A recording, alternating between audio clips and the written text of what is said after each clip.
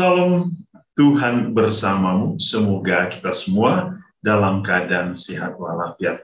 Saudara-saudari, kita berada pada masa Prapaskah dan kita telah menerima abu sebagai simbol pertobatan kita.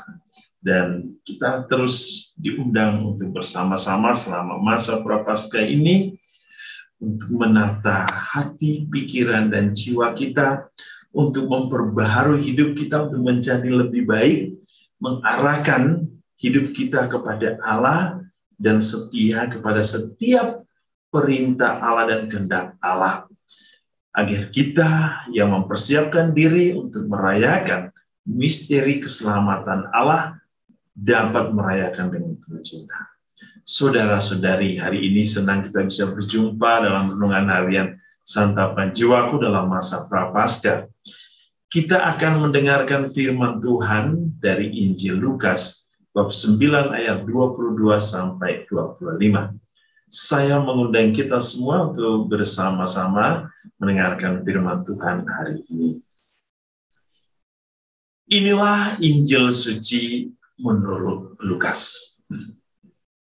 Dan Yesus berkata, anak manusia harus menanggung banyak penderitaan dan ditolak oleh tua-tua, imam-imam kepala dan ahli-ahli Taurat, lalu dibunuh dan dibangkitkan pada hari ketiga.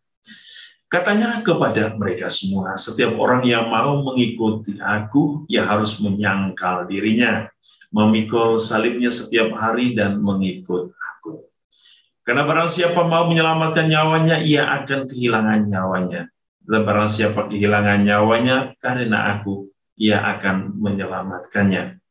Apa gunanya seorang memperoleh seluruh dunia, tetapi ia membinasakan atau merugikan dirinya sendiri?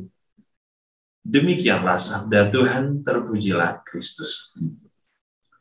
Saudara-saudari yang dikasihi Tuhan, kita mendengar firman Tuhan pada masa Prapaskah ini, bagaimana misteri cinta Allah ingin selalu dinyatakan dalam hidup kita.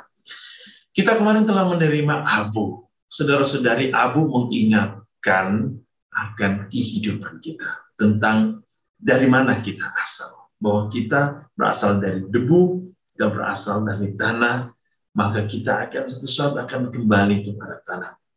Dan ini menjadi suatu titik puncak dari pemikiran manusia, atau titik puncak dari refleksi manusia, bahwa sesungguhnya hidup kita hanya bermakna ketika kita hidup di dalam Allah. Setelah itu semuanya akan binasa. Semuanya akan hilang. Yang tertinggal adalah kesetiaan kita, jiwa kita, nyawa kita, nafas kehidupan kita, roh kita yang menjadi milik Allah. Yesus hari ini mengingatkan kita, apa gunanya seseorang memperoleh seluruh dunia tetapi ia membinasakan dirinya? Apa yang mau disampaikan oleh Yesus tentang keselamatan? Bahwa keselamatan hanya ada dalam diri Allah sendiri, dalam diri Kristus yang telah memerdekakan kita dengan wafat dan kebangkitan.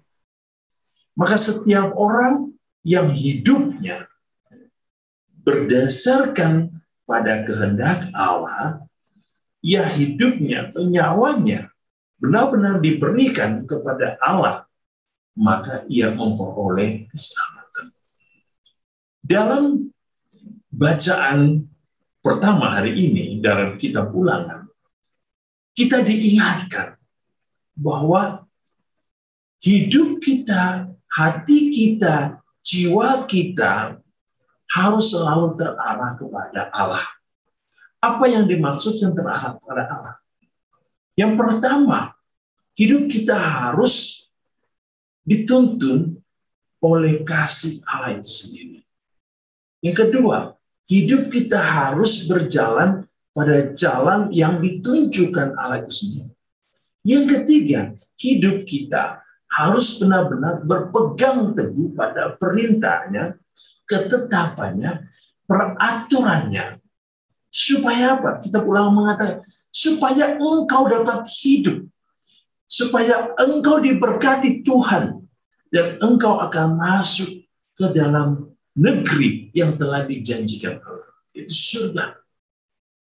Maka kita ulangan sering mengingatkan kita, hendaklah hatimu tidak berpaling daripada Allah. Hendaklah engkau tidak disesatkan dan engkau hanya menyembah kepada Allah atau beribadah kepada Allah yang telah memberikan hidupmu, yang telah memberikan engkau keselamatan.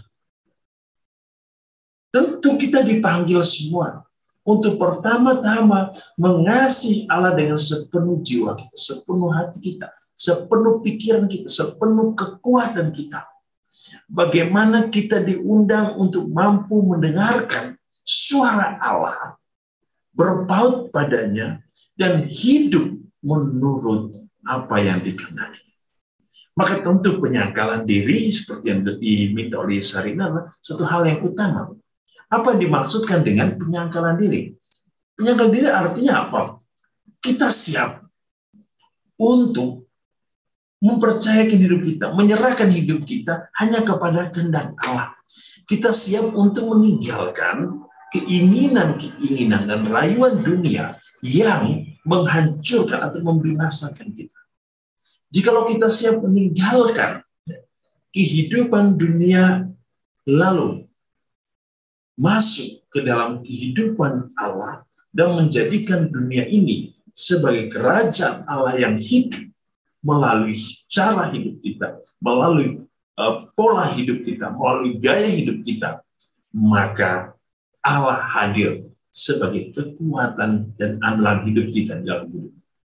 Mengikuti Kristus berarti hidup sesuai atau seturut dengan kehendaknya. Berarti kita seharmonis dengan Allah. Saudara-saudari, masa prapaskah adalah masa yang indah untuk kembali berpaling. Berpaling berarti kita harus melihat wajah Allah yang menyelamatkan. Berpaling berarti kita kembali kepada Allah yang hidup. Berpaling berarti kita mau memperbarui diri kita untuk menjadi lebih baik. Agar apa? Proses perubahan dan pertobatan kita akan menjadi suatu proses keselamatan dan kebahagiaan bagi setiap orang yang mengasihi Allah dengan ketulusan hati. Tuhan memberkati kita selama masa prapaskah ini, membimbing kita, menjaga kita, agar kita berjalan dalam terang kasih. Tuhan memberkati dalam nama Bapa dan Putra dan Roh Kudus. Amin.